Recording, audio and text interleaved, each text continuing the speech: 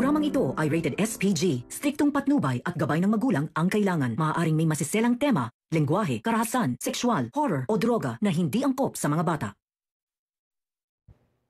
Galit na galit at tinakwil ni Eira ang sarili niyang kapatid na si Lilet.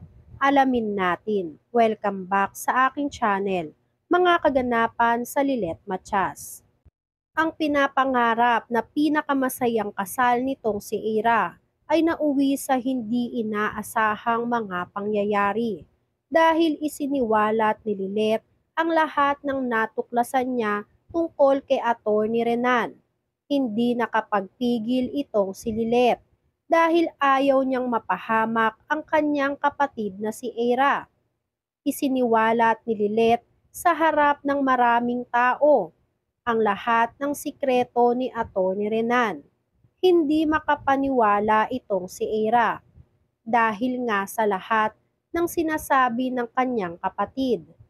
Pinaglaban nga ni Eira ang kanyang nobyo na si Attorney Renan.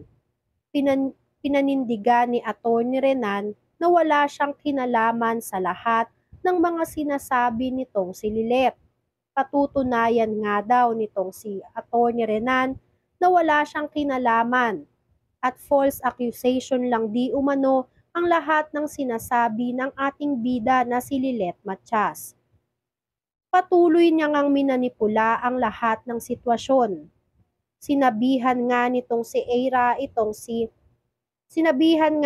si Attorney Alon itong si Eira na huwag magpalason ng utak sa kapatid niyang si Lilet dahil hindi totoo ang lahat ng sinasabi nito.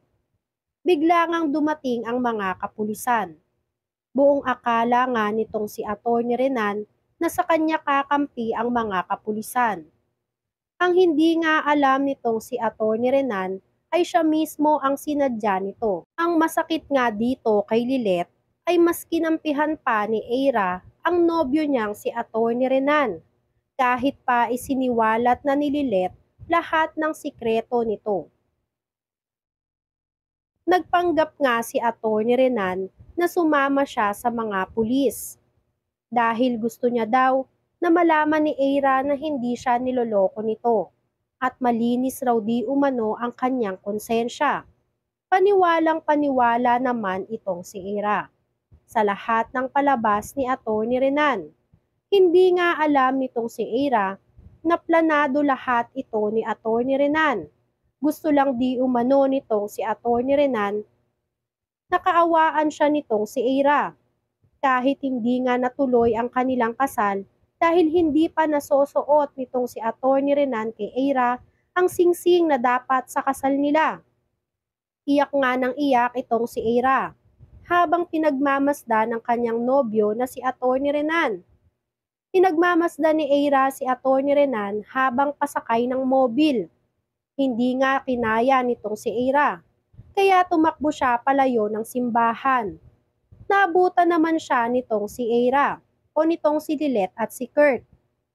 Kinausap ni Lilet si Eira. Pinaliwanag nga niya ang lahat ng nangyari.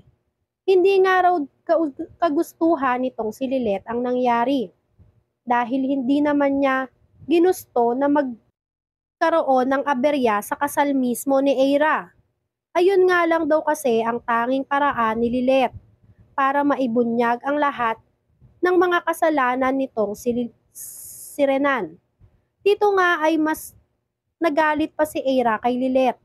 Sinabihan ni Eira si Lilet na kung sakali man na malaman ni Eira na gawa-gawa lang daw di umano nitong si Lilet ang lahat ng mga akusasyon nitong si Lilet sa kanyang nobyo na si Attorney Renan, ay malalagot nga raw itong si Lilet kay Eira. Itatakwil na nga daw di umano nitong si Eira si Lilet dahil nga daw pinagbibintangan nitong si Lilet si Attorney Renan. Hindi nga alam nitong si Eira na totoo lahat ng sinasabi ni Lilet. Kahit na nga ipinamukha na nitong si Lilet na niloloko lang siya ni Attorney Renan ay pinagsisiksikan niya pa rin ang sarili niya kay Renan. Ang dahilan nga nitong si Eira, mahal niya itong si Attorney Renan. Isa pa nga daw ay magkakaroon na sila ng anak. Kaya naman kinabigla ito ni Lilet. Hindi niya akalain na may nangyari na pala dito sa dalawa, kahit hindi pa nga raw sila kasal. Kaya naman itong si Eira ay tumakbo palayo. Gusto daw niyang sundan itong si Atty. Renan sa presinto. Kaya naman itong si Lilet ay nasaktan sa lahat ng sinabi ni Eira. Kayang-kaya nga raw siyang ipagtabuyan at itakwil nitong si Eira alang-alang lang sa lalaki. Kaya naman itong si Kurt ay kinomport agad itong si Lilet. Sinabihan ni Kurt si Lilet na magkita na lang silang lahat sa presinto para naman malaman kung ano ang update tungkol kay Atty. Renan. Sinundan nitong si Lilet si Eira. Papunta nga doon sa presinto. Gusto nilang linawin ang lahat ng nangyari. Pinaniniwalaan talaga nitong si Lilet na niloloko lang ni Atty. Renan si Eira. Dahil nga sa mga nadiskubre nila, hindi naman daw siguro magtatago itong si Atty. Renan sa ibang apelido kung wala siyang tinatago. Kaya naman itong si Eira ay unti-unti ring nakapag-isip. Nang makauwi nga itong si Atty. Renan at Eira, ay agad nga niyang kinausap itong si Atty. Renan. Kinausap ni Eira ng masinsinan ang kanyang nobyo na si Atty. Renan.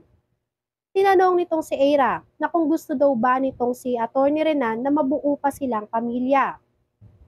Sinabi ni Eira na kung gusto niyang mabuo ay magsabi siya ng totoo. Sabihin na daw nitong si Atty. Renan sa kanya ang lahat ng sikretong tinatago niya.